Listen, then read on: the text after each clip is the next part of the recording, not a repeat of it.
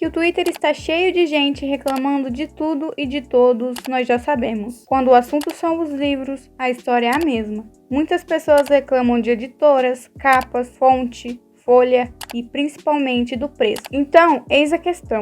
Você sabe quais os processos necessários para produzir um livro e o quanto eles custam? A produção de uma obra não é feita com a força do amor pelos livros, muito pelo contrário. É um processo longo e caro, que envolve diversos profissionais. Para saber como funciona, vamos conversar com quem entende do assunto.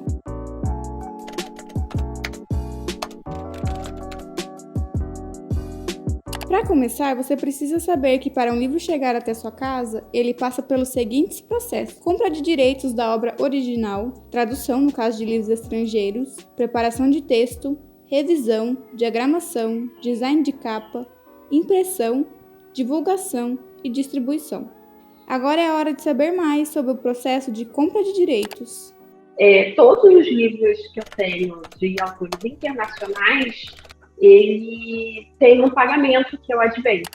Então, todo livro começa já tendo um custo em dólar, né, que a gente precisa pagar inicialmente para o autor, para o agente, e o agente repassa para o autor. Se a gente falar, então, dividindo aqui, pensando nos livros estrangeiros, obviamente ele sempre sai lá e quase todas as grandes editoras trabalham com o que a gente chama de scout, que são pessoas cujo trabalho é basicamente ler os manuscritos e avisando pra gente, olha só, esse manuscrito é interessante, ele pode ser bom.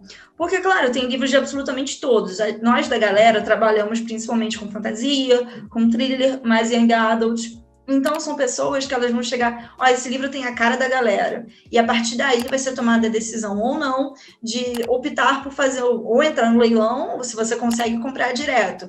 Isso às vezes depende um pouco do processo, depende da agência literária. Por exemplo, se a gente está falando da gente comprar um novo livro da Cassandra Clare, para a gente comprar um livro que seja de uma autora estreante lá fora, mas que a gente está apostando. Então, às vezes, sempre tem um adiantamento, e aí, geralmente, é dividido os royalties. Mas hoje pode ser uma coisa que pode ir entre tanto, sei lá, $4 mil para um livro inicial, mas pode ser de 30, 40 mil dólares para um livro que a gente tem certeza absoluta que vai vender muito, que é de uma autora já nossa, e que a gente vai comprar. E por eles saberem que a gente vai comprar e passar nome, claro que o adiantamento vai ser muito maior. Até porque entra concorrência nesse meio, né? Então, assim, as outras editoras também querem esses nomes nos catálogos delas, né? Então, aumenta o preço. Tem os booms de compras, que são as feiras literárias, que tem 3 muito grandes, a Frankfurt é a maior, a Feira de Londres também, e tem a de Infanto Juvenil, que é de Bolonha, que é uma que particularmente para a galera é muito importante. Os livros nacionais, claro que eles funcionam um pouco diferentes. Existem alguns caminhos que os autores podem chegar.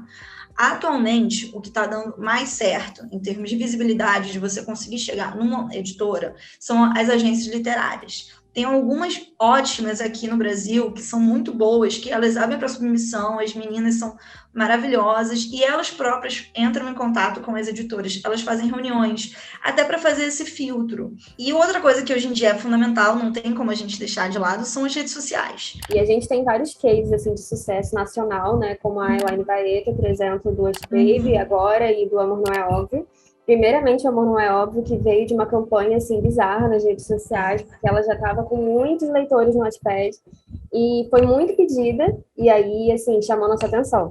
Porque antes era uma coisa muito nebulosa de como é que você fazia para chegar numa editora, era um núcleo muito fechado. Aí, hoje em dia, um dos caminhos, que foi o caminho que eu segui, por exemplo, foi me criar. Aí eu me publiquei, criei uma base de leitoras, criei números para isso, por exemplo, olha só, eu tenho tantos livros vendidos, eu tenho um público tal, quando você autopublica no e-book, você é só seu e-book, a Amazon fica com uma parte, óbvio, e o e-book e a outra parte é só sua. Ele pagou um revisor, ele pagou um capista, ele pagou um diagramador, ele teve todo um processo ali, além do tempo dele, né, sentado lá escrevendo, ele teve todo o investimento, uma cadeia de investimento própria para o livro chegar ali na Amazon. Já na editora, se ela vai investir em você, ela quer lucro, porque a gente tem que lembrar que editoras são empresas.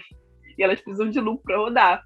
E o autor geralmente entra entre 8% e 10% de royalties, que é o que a gente recebe por cada livro vendido. Depois disso, o livro, você fica só com isso, por cada livro vendido, 8 a 10% de royalties, dependendo do seu contrato, ou mais, quando você já é um autor mais famoso, e até chegar na porcentagem final. E aí, nisso tudo, tem aquele negócio da briga entre as lojas, né? Quando você entrega o livro para a Amazon, quanto ela vai te pagar de consignação para vender naquele livro? Porque do nada a Amazon está vendendo um livro que custa R$50, ela está vendendo R$20. Se ela está vendendo um livro que custa R$50, R$20, cadê o lucro desse livro?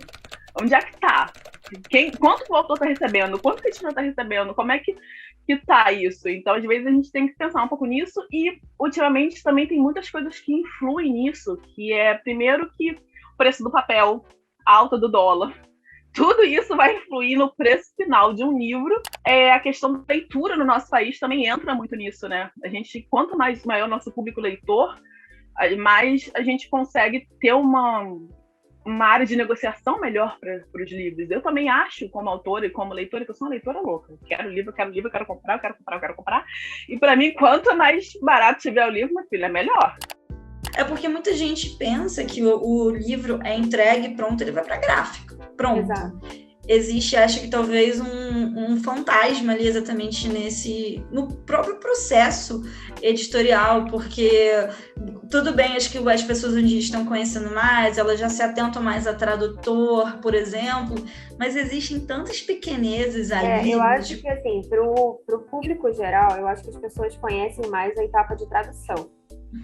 Eu acho que poucas são as pessoas, assim, acho que estão mais afastadas desse universo, tudo que sabem o que é preparação, então acaba deixando esses valores que são altos, dependendo do lado.